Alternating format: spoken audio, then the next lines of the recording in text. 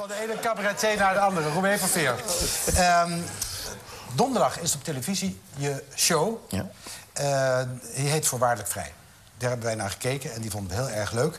En we dachten, hoe komt het eigenlijk dat we je nog niet zo goed kennen... terwijl je al heel lang met veel succes aan een cabaret-top bent gekomen... maar eigenlijk een beetje stiekem en met sluipwegen. En nu sta je daar dan toch maar. Ja, het is een lange weg geweest. Vind je het zelf een lange weg geweest? Ja? Het is de moeilijkste weg geweest, volgens mij. Ik heb nooit een festival meegedaan. Ik heb me bewust nooit ingeschreven.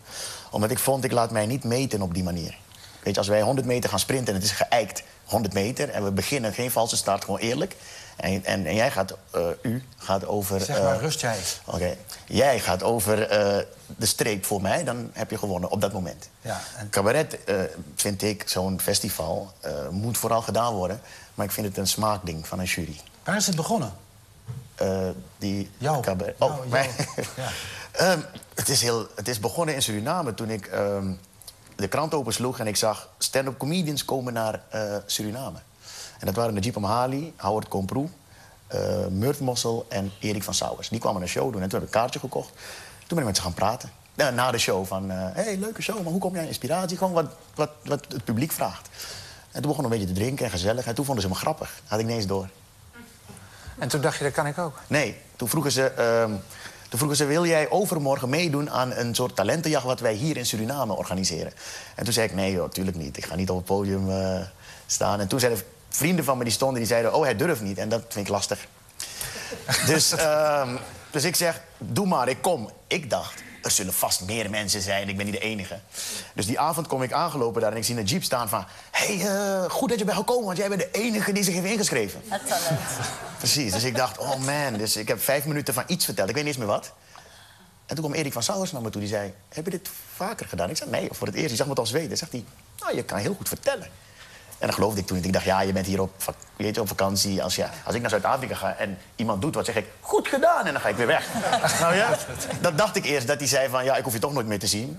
Maar bleek dat hij... Je hebt op een gegeven moment besloten om naar Amsterdam te gaan... en daar heb je een verklaring voor gegeven in het programma... en dat zag er zo uit. Nu woon ik hier, maar niet omdat ik Nederland zo geweldig vind, hoor. Niet omdat Nederland mijn topland is, maar ik moest. Ik woonde in Suriname, niks aan de hand. Ik had mijn vrienden, ik had alles prima... Tot mijn moeder me in een kamer heeft geroepen die zegt... Rouwé, ik moet met je praten. Het is hier te gevaarlijk in Suriname. Te veel cocaïne, te veel criminaliteit. Ik stuur jou naar Amsterdam. We zijn heel blij dat je hier komt. En we gaan praten over je programma dat wordt uitgezonden aanstaande donderdag op Nederland 3. We dachten, je komt niet, want we hoorden dat je schoonmoeder is overleden. Ja, ze is zaterdag overleden. In Suriname? In Suriname. Moet je daar niet naartoe dan? Ik ga er ook naartoe, maar we zouden met z'n allen de 18e gaan, sowieso. Elk jaar met kerst gaan we naar Suriname. Maar mijn vrouw ging vervroegd omdat haar moeder heel slecht was. En zaterdag, toen ze in het vliegtuig zat, is haar moeder overleden. Dus die kwam daar aan en kreeg het te horen. Ik moet er naartoe, maar ik zit hier toch ook een beetje voor mijn schoonmoeder. Want die was altijd al groot fan van meneer Pauw. Ja, dan was ze hier op vakantie. Ik kwam heel vaak op vakantie hier. En dan was het nieuws nog, RTL. Zei ze altijd, snappen, zeg maar naar mijn vriend Jeroentje. En ja, echt waar. En ze zei altijd, ik hou niet van Nederlandse mannen. Ik vind ze niet aantrekkelijk. Er is maar één en dat is Jeroen Pauw. En dat heeft ze vaak moeten uitleggen aan mensen. Dus wat het laatste. Dan heb ik Jeroen Een Surinaamse familie die dat hoort zegt, hoe bedoel je? Dus ik heb 1 fan en die is dood. Precies. Trouwens, je hebt op Surinaamse mannen heb je ook een enorme aantrekkingskracht. Want meneer Enaïd is ook gek op Jeroen. Ja, goed. Nee, dus ik dacht, ik moet dit doen. Ja, ga je nog wel naar Suriname toe eigenlijk? Dan dus We gaan de 18e en dan is de crematie daarna. Hoe kijken ze naar jou in Suriname? Zeggen ze van, god, dat is die man die naar Nederland is gegaan... eigenlijk op de Bonnefoy en als cabaretier is teruggekomen? Want dat was je niet in Suriname. Nee, maar ik doe nu al 10 jaar stand-up. En 8 jaar toer ik met de eigen show. En eigenlijk is het pas de afgelopen 2 jaar dat ze mij kennen. Natuurlijk, Jurgen Rijman is daar natuurlijk heel erg populair. En bij mij hadden ze, terwijl ik al 8 jaar bezig was... vroegen ze mensen op straat nog steeds aan mij... Doe je dat ding met moppen nog? Je deed toch iets met moppen? En dat komt omdat ik daar nooit had opgetreden. Ik had zoiets van, oh man, ze vinden Jurgen geweldig. Ik ga daar niet optreden. Ik was een beetje bang. En toen heb ik in 2007 voor het eerst daar opgetreden. En dat was een succes. En toen in 2008 hadden we 3 uitverkochte zalen. En mijn shows zijn nu ook daar uitgezonden. En in oktober was ik even daar en ik merk dat het nu inderdaad op straat wordt aangesproken. En van, wauw, goed. En, dus dat is nu. Is het als je in Nederland, in de Nederlandse zalen staat... komen er dan relatief meer zwarte mensen naar een voorstelling dan bij Herman Vinkers bijvoorbeeld? Denk je dat je... Ik denk het wel. Ja, dus ook die groep mensen bereik je hier meer nog? Ik denk dat het ook... Ja, het klopt niet helemaal. Mensen denken dat het bij mij alleen maar Surinamers zitten. Maar ik ben dus jarenlang... heb ik met Comedy Train opgetreden. Ja. En daar komt geen donker publiek overwegend. En dan word je daar bekend. Dus wanneer je solo gaat, zijn dat de eerste mensen die zeggen... oh, die ken ik nog van Comedy Train. Dus je zalen zijn eerst vol met allemaal Nederlandse mensen, zeg maar. Blanke mensen, jij hebt zwarte mensen, witte mensen dan. Witte. En dan gaan Surinamers ontdekken je dan. Ja. Dus nu loopt het een beetje... Omdat je het in je voorstelling ook een beetje gebruikt, hè? Dat je eigenlijk kijkt hoe witte mensen, namelijk Nederlanders... hun kinderen opvoeden en dat het toch op een hele andere manier is dan zoals jij je kinderen... Ja, maar je zei dat ik er probleem mee heb hoe Nederlanders... en dan bedoel je dus de witte Nederlanders, de autochtone Nederlanders... Ja. Ik vind het een raar ding hoor, wit en zwart. Wit. Nou, wit is wit, dat ben ik, en jij bent zwart. Dat is het we zijn... Surinamers zijn toch ook Nederlanders? Ja, dus daar komt... Ik heb het over mensen in Nederland, niet speciaal Nederlanders... maar mensen in Nederland op dit moment... zie ik heel vaak op een bepaalde manier opvoeden... waarvan ik denk, dat is waarom het misgaat. Waarom het misgaat? Wat gaat er dan mis? Mensen willen tegenwoordig vaker hun vrienden worden met hun kinderen. Dat zie ik vaak en dat kan niet. Het kan niet? Nee, jij bent vader en dat is een kind. En hij doet wat jij zegt. En hoe is het met de moeder? Ja, nee, we zitten op één lijn natuurlijk. Zij doet ook wat ik zeg. Dus, wat is dat voor een rare vraag?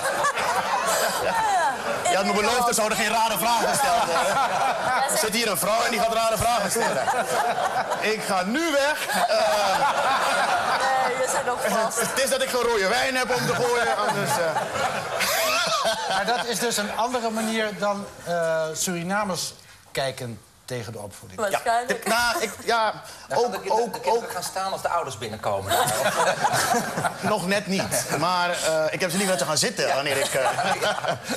Nee, het heeft te maken met... Misschien kijk ik naar hoe ik ben opgevoed.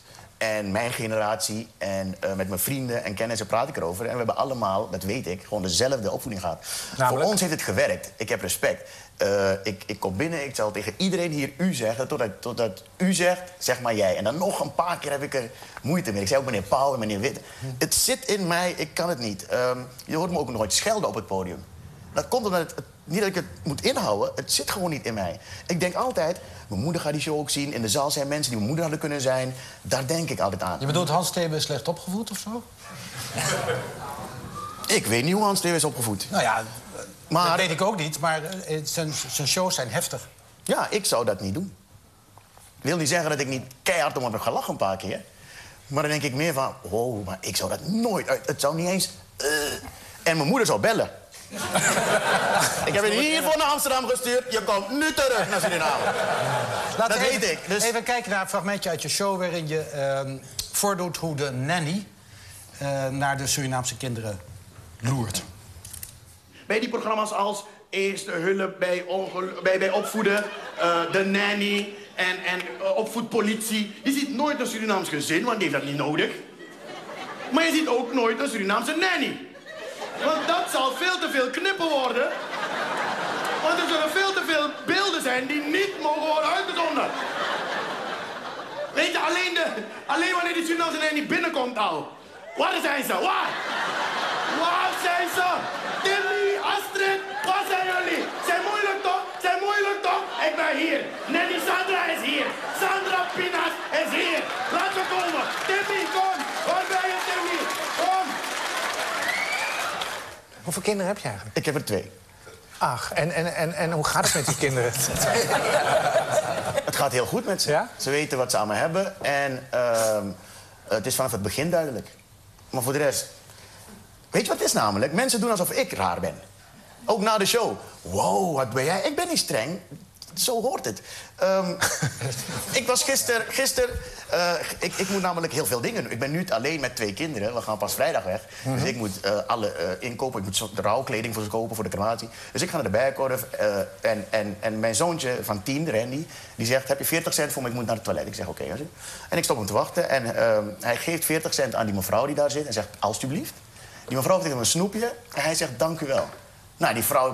Nou, dit is raar. Ik zeg, nee, dit is het probleem namelijk. Dit is normaal. Zo hoort het. Ik snap, ja, het zal alleen aan mij liggen, hoor. Ankie, hoe voed jij je kinderen op? Hè? Ja, die van mij zeggen ook dankjewel en alsjeblieft. Echt waar. Ja, maar ook... Maar ik dacht dat ik heel streng ging zijn. Totdat ik mijn kind zo leuk vond. Dat ik dacht, nou, dat is echt... Daar gaat het fout. Daar gaat het mis. Precies daar gaat het mis. Maar goed, daarvoor heb je dan een man en een vader in huis. Oh, dat is het. Ik dacht al, wat doe ik in het huis? Kan die lekker streng zijn? Ja. Nee, je moet op één lijn zitten. Nee, consequent is absoluut bij ons ook zo. Maar ik was een beetje teleurgesteld in mezelf. Ik dacht, ik ga heel streng zijn. Dat ben ik niet, maar ik ben wel heel consequent. Dat is wel handig. Maar denk na over wettelijke regels om die kinderen beter... Ja, om de Surinaamse opvoeding naar Nederland te halen. Maar het is natuurlijk wel waar dat de Nederlandse opvoeding is extreem vrij. En de vraag is waar dat ophoudt. Dat vraag ik me ook wel eens af. En met elkaar aan tafel eten bijvoorbeeld... is lang niet altijd meer de normale gang van zaken. In Huizen Buma gelukkig nog wel, al is de vader vaak door de week op pad. Maar dat soort dingen, dat zijn dingen die echt gewoon kwijtraken. En dat is doodzonde. Maar hoe komt het dan dat toch in zijn algemeenheid jij dan... of in jouw bijzondere geval je misschien heel streng... of voor orde wil zorgen in de opvoeding... terwijl je toch niet kunt zeggen dat de kinderen als ze 14 of 15 zijn... nou allemaal zo keurig in het gareel lopen als ze uit Suriname komen? Nee, maar het gaat niet om in het gareel lopen. Dan bedanken ze al lang niet meer een juffrouw bij het toilet. Oh, jawel hoor. Ik weet niet welke... Hoe oud is jouw zoon, zei je? 10? 10, ja. Ja, en straks als hij nou 15 is... Als ik te horen krijg van iemand dat hij het niet heeft gedaan, heeft hij een probleem. Ja? En dat bedoel ik niet. Want kijk, mensen kijken nu naar mij. Oh, ga je hem hangen? Ga je hem slaan? Nee, daar gaat het niet om. Ik sla mijn kind niet. We pakken dat boekje van meneer De Vos erbij. Ja. Ik sla mijn kind niet. Dat is niet nodig. Als je vanaf 0, maar 0, hoe schattig zou zijn... als je vanaf 0 duidelijk bent wat kan en wat niet kan... dan hoef je nooit te slaan. En dan ben je niet bang dat als ze straks 14 of 15 zijn... en in een hele andere periode van hun leven geraken... dat ze denken, ja pa, zoek het lekker uit. Ik ga lekker weg. 14, 15 weg? Ja? Waar naartoe? Nou, gewoon uit. Tot s'nachts 4 uur, 5 uur, 6 uur. De disco. Met vriendjes of vriendinnetjes mee. 14, 15? Pap, kan je even die joint voor me aansteken? Want ik heb geen lucifers. Die zin gaat hij 1 keer bezigen. Ja. Dan zitten we hier ook over... Leuk dat je bent gekomen, want je hebt weer een crematie. Nee, zover gaat het niet komen. Dat weet je op een gegeven moment. Tuurlijk, ik zeg ook, in die show zeg ik ook aan het eind... ik ben niet de beste vader die er is. Tuurlijk, je kan me ook betrappen op dingen en je zegt... ja, grote mond. Maar er is een lijn. Er is een lijn en dat is ik ben vader, dat is je moeder. En daar heb je respect voor. En als ik zeg, haal die pet van je hoofd... dan zeg je niet waarom, dan haal je het van je hoofd. En als ik zeg, we gaan nu eten, dan zeg je niet... moet het nu? Ja, het moet nu, want ik heb het gezegd. Er komt een jongen op bezoek. Ding dong. Ik doe open en hij loopt naar binnen. Ik zeg, Tim, ga eens weer naar buiten. Dus hij kijkt me aan. Ik zeg, naar buiten nu. En hij gaat naar buiten en ik doe de deur dicht. En door het brievenbusdingen zeg ik... luister, Tim, je gaat nu weer aanbellen. Ik ga open doen. En je gaat zeggen, dag meneer Verveer. En dan zeg ik, hoi Tim. En dan vraag je, is Randy thuis? En dan zeg ik, ja. En dan vraag je of je naar binnen mag. Goed. En dan staat hij al een beetje zo... Oh. Action, zei ik. En toen heeft hij aangebeld. Ding. Goeiedag, meneer Verveer. Ik zeg, hey Tim, hoe is ie? En hij zegt, goed, is Randy? En ik zeg, ja. Mag ik binnenkomen? Ik zeg, tuurlijk Tim, waarom zeg je dat niet eerder? Dan mag hij naar huis gaan en als zijn moeder zegt... ik vind het niet leuk, dan moet je hier niet meer komen. Heerlijk. Hier gelden mijn regels en als je dat niet wil respecteren... moet je hier ook niet meer zijn. Mooi. We komen over een jaar of 5, ook wat eerder, maar over een jaar of 5... Ik wil niet zeggen dat het mis kan gaan met of zo, dat wil ik erbij zeggen. Vertel ik ken ook mensen die de beste opvoeding hebben gehad... en zo waar het nog steeds mis is gegaan. Dus dat... Ik wil niet... iemand had ooit tegen mij gezegd, je moet je show nooit uitleggen. En dat ben ik nu aan het doen. Nee, dus we houden erover. Er viel toch wel in te lachen, hoor. Ja? Ik vond het een hele leuke show. Goed, dank je wel. Wij danken ons...